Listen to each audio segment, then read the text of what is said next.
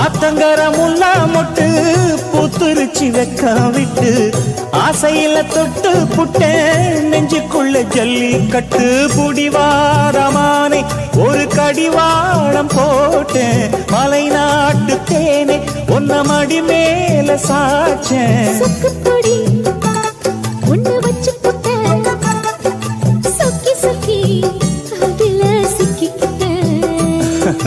கிச்சிலி சம்பா குத்தி எடுத்து மொச்ச குழம்பும் வச்சு எடுத்து ஆமாடி அதுக்காகத்தான்